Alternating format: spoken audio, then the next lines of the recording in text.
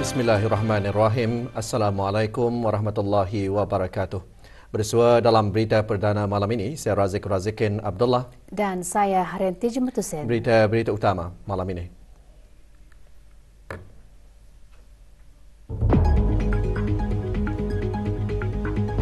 Penglibatan profesional kesihatan bersekutu diperlukan dalam menghadapi komplikasi klinikal kronik dengan kesihatan.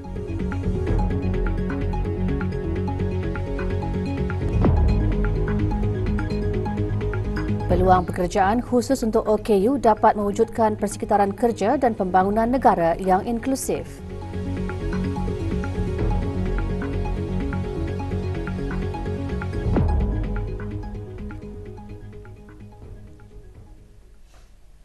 Hala tuju masa hadapan kerjasama ASEAN Gulf Cooperation GCC serta isu-isu serantau dan antarabangsa menjadi tumpuan perbincangan sedang kemuncak di Riyadh, Arab Saudi. Antaranya peningkatan keganasan di Palestin.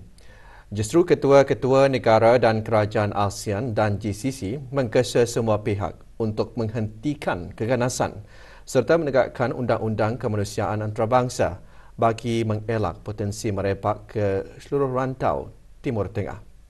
Sorutan sidang kemuncak ASEAN GCC mengimbas kembali detik-detik penting sepanjang sidang tersebut berlangsung.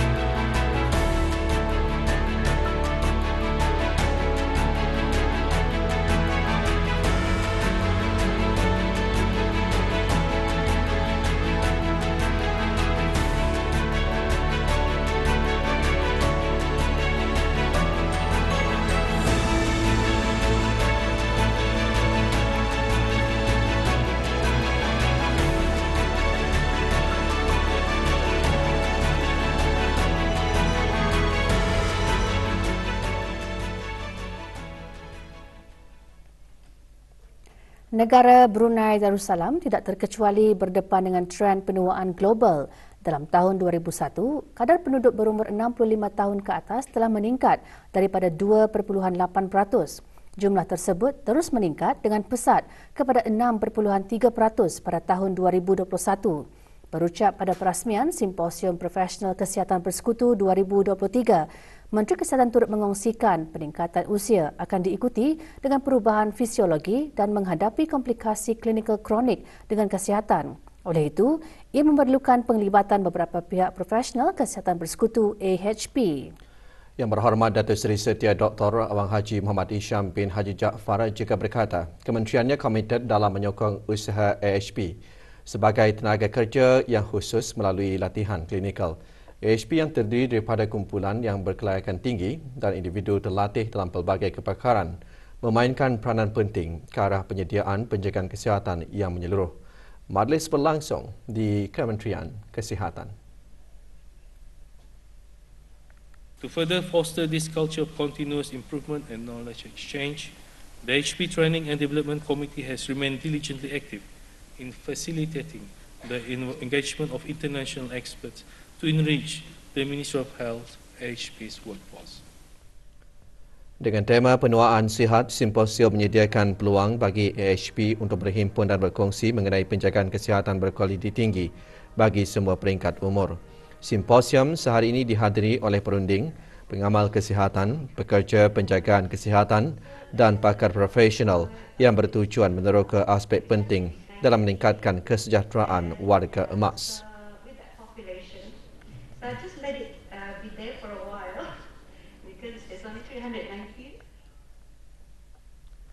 Makanan dan seni kaligrafi Jepun antara yang dipamerkan semasa Festival Kebudayaan Jepun 2023. Dianjurkan oleh Kedutaan Jepun di negara Brunei Darussalam, festival dirasmikan semalam di pusat membeli belah Times Square. Hadir Dayang Haji Nur Ashikin binti Haji Johari, Setiausaha Tetap Kemasyarakatan Kementerian Kebudayaan Belia dan Sukan. Tuanan terutama Maida Toru, Duta Besar Cawangan Mutlak Jepun ke negara ini, dalam ucapannya antara lain mengongsikan kepentingan hubungan dan pertukaran rakyat dengan rakyat antara kedua-dua buah negara.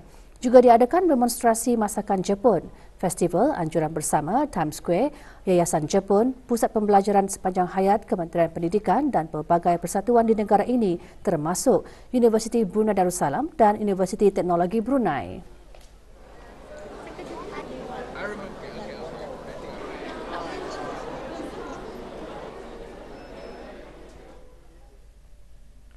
Program Master Mechanics memberi peluang kepada para peserta meningkatkan kemahiran teknikal dan perniagaan. Ikuti bahan beritanya selepas ini.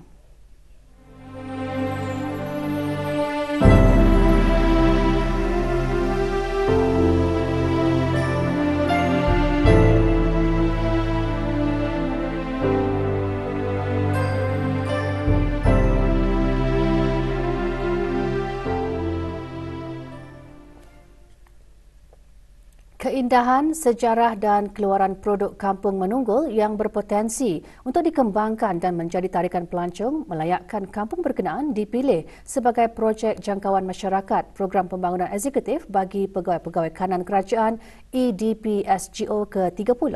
Pagi tadi diadakan Majlis Serah Terima Projek Jangkauan Masyarakat Kampung Menunggul. Penandatanganan memorandum bagi kelestarian projek disaksikan oleh Yang Berhormat Awang Lawi bin Haji Lamat, Ahli Majlis Mesyuarat Negara. Projek diungkapkan oleh kumpulan Infak Ikhlas peserta EDPSGO ke-30. Majlis diselajurkan dengan perasmian papan tanda Taman Riadah Bukit Batu Bujang, Pahang.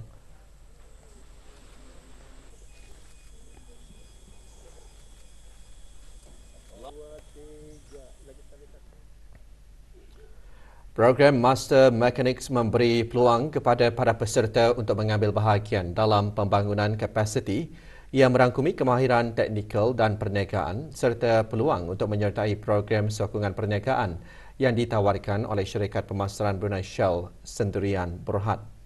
Semalam diadakan Majlis Master Mechanics Night sempena selesainya pembangunan kemahiran teknikal fasa 1 Program Master Mechanics.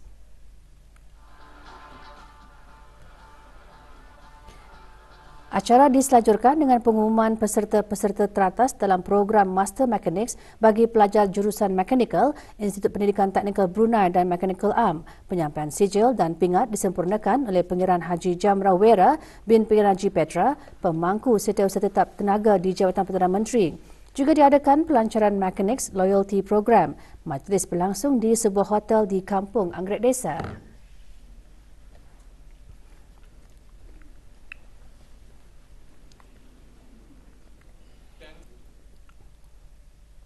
Badan Sukarelawan Belia Da'i di bawah naungan Urus Setia Program Keagamaan Belia, Pusat Dakwah Islamiah, pagi tadi menganjurkan majlis penganugerahan beasiswa dan penyampaian sijil program pemantapan Da'i. Program selama 2 tahun itu bermula pada tahun 2021 hingga 2023 yang ditaja sepenuhnya oleh Yayasan Sultan Haji Hassan Al-Bolkiah. Penyampaian sijil kepada 31 peserta disempurnakan oleh Awang Haji Ahmad Abdul Salam bin Haji Abdul Rahman, pemangku pengarah Pusat Dakwah Islamiah.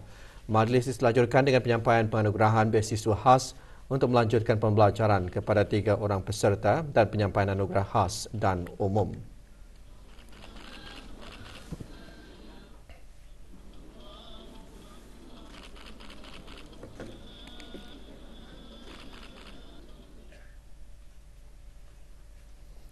Pergerakan Belia Impak Tutong dan Akademik Pengajian Brunei, Universiti Brunei Darussalam dengan kerjasama Jabatan Belia dan Sukan Cawangan Daerah Tutong pagi tadi mengadakan mini karnival Sung Dai Sabiga Pusat Belia Tutong, iaitu Lakasta datang ke Pusat Belia Tutong.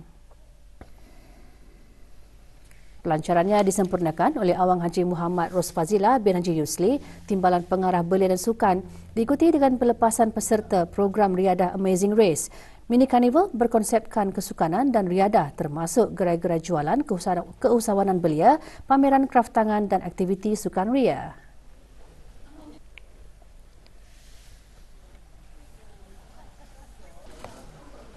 Hadiah dan sijil penyertaan program Riadah Amazing Race disampaikan petang tadi oleh Yang Berhormat Awang Abdul Aziz bin Haji Hamdan, Ahli Majlis Mesyuarat Negara selaku pengerusi Impak.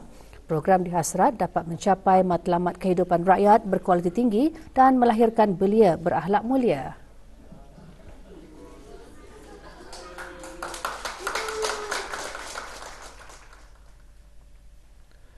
Malam Munajat anjuran Kementerian Hal Ehwal Agama diteruskan lagi semalam dengan tadabbur surah Yasin. Tadabbur antara lain menekankan Nabi Muhammad SAW adalah seorang rasul yang mendapat wahyu teragung daripada Allah Subhanahu Wa Taala, iaitu Al-Quran. Mengimarahkan lagi malam munajat kali ke-108, tenaga pengajar Al-Hufaz Management, belia-belia, Jawatankuasa Takmir dan jemaah belia Masjid Setia Ali Pekan Muara, serta masjid, surau dan balai ibadat seluruh negara.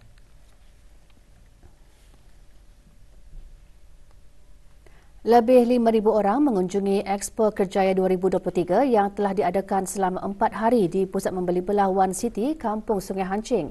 Dianjurkan oleh Sekretariat Tetap Manpower Planning and Employment Council MPEC.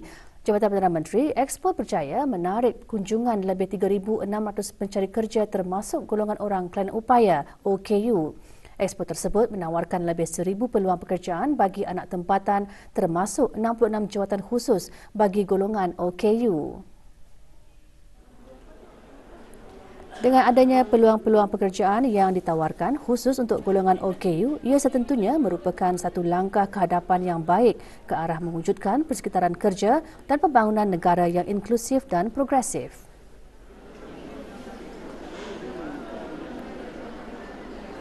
Untuk orang iaitu memudahkan diorang ni supaya diorang ni pun perlu mencari kerja untuk menyara kehidupan. Ia punya harapannya supaya dapat kena terimanya OKU ataupun OKP ni dapat diterimalah apa-apa saja kerajanya. Kira bukan melihat dari kekurangan tapi lihat dari diorang punya bakat. Banyaknya datang dari pusat bahagia. So, diorang banyak mensupport je lah untuk mengapply di sini. So, ibu bapa juga ada yang mensupport anak-anak diorang untuk mengapply. Expo di Hasrat dapat meningkatkan kesedaran dan menggalakkan para majikan untuk sentiasa proaktif bukan sahaja dalam menyediakan pekerjaan, malahan mewujudkan dasar pengambilan tenaga kerja lebih inklusif dan memberikan peluang saksama kepada semua golongan. Untuk datang kemari, pasal yang diminati itu adalah setakat ini yang ada yang jerodong 4 bahagian ranger sebab berminat dengan exotic animal. We accept local to come into JP. Dengan adanya peluang-peluang pekerjaan di sini, diorang akan mendorkai lebih lagi pengalaman lah. Orang baru, mindset dorang baru, so maybe boleh mengembangkan lagi lah kami punya company. Ya, ada idea baru lah. Majlis Pengundian dan Pemilihan Calon Ketua Kampung Perumahan Negara Penaga B dan Ketua Kampung Perumahan Negara Penaga C Mukim Seria diadakan hari ini di Dewan Serbaguna, Sekolah Rendah Penaga Seria, Daerah Belait. Calon tunggal bagi jawatan Ketua Kampung Perumahan Negara Penaga B, Awang Muhammad Arifin bin Abdullah, berusia 52 tahun. Manakala calon bagi jawatan Ketua Kampung Perumahan Negara Penaga C, Awang Khairul Abidin bin Muhammad Yasin, berusia 48 tahun. Hadir Awangku Arif Anwar bin Pengiran Haji Ahmad, Pemangku Pegawai Daerah Belait dan Ahli Majlis Mesyuarat Negara.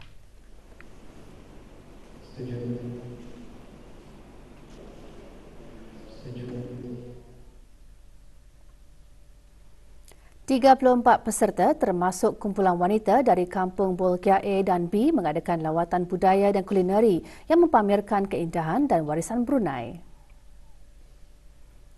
Lawatan merupakan anjuran Green Brunei di bawah projek Ristaan Abadi dengan sokongan Yayasan Sultan Haji Hassanal Bolkiah. Antara tujuan lawatan membolehkan pertukaran ilmu antara dua komuniti kampung. Tempat-tempat yang dikunjungi termasuk Suriname Enterprise, Makam Sultan Hassan dan Pusat Perkhidmatan Pelancongan Seri Tanjung MPK Sungai Bunga. Salah satu tarikan utama lawatan ialah demonstrasi pembuatan makanan seperti keropok udang, kuih sapit, penyaram dan ambuyat.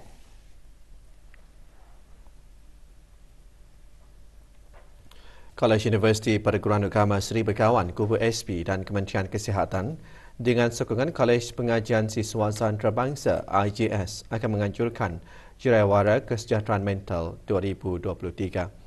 Antara pengisian jariwara termasuk pameran berkaitan kesihatan mental menurut perspektif Islam, solat dan kesejahteraan mental.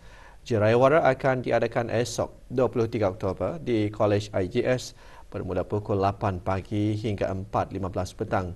Maklumat lanjut hubungi Pejabat Antarabangsa dan Perhubungan Awam Kubu SB di talian 715294.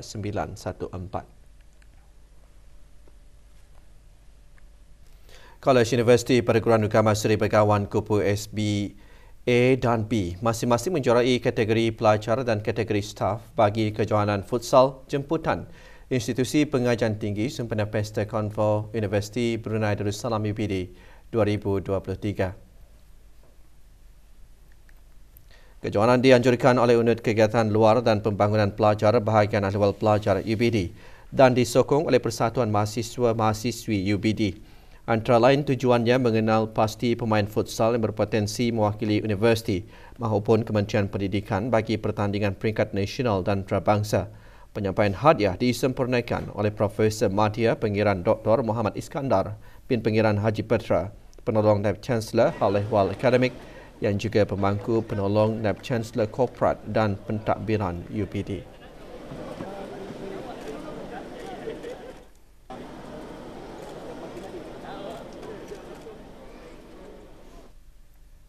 Kejohanan Liga Super Sepak Takraw Taib terbuka 2023 yang memulakan saingannya hari ini dengan 10 perlawanan bagi peringkat kumpulan A. Perlawanan diadakan di Kompleks Sukan Sungai Asam.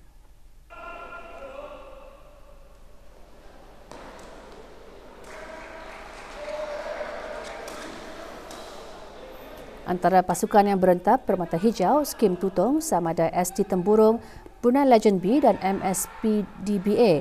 Dua pemenang teratas kumpulan A secara automatik akan meneruskan aksi saingan peringkat suku akhir. Perlawanan bakal diteruskan Ahad depan bagi kumpulan B bermula pukul 10 pagi di tempat yang sama.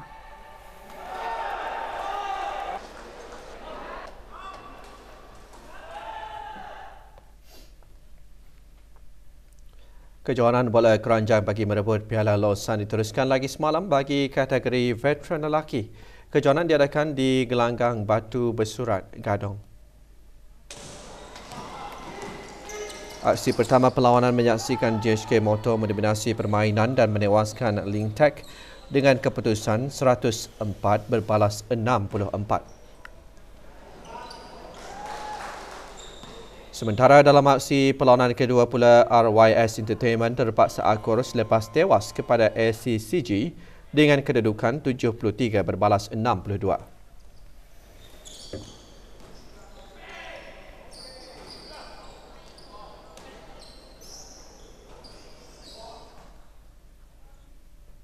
Brunei DPMMFC meneruskan saingan bola sepak Piala Singapura lewat petang tadi di Stadium Tampines Hub.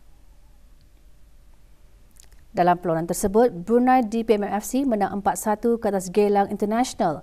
Keputusan lain, Albirex Niigata menewaskan Young Lions 2-0.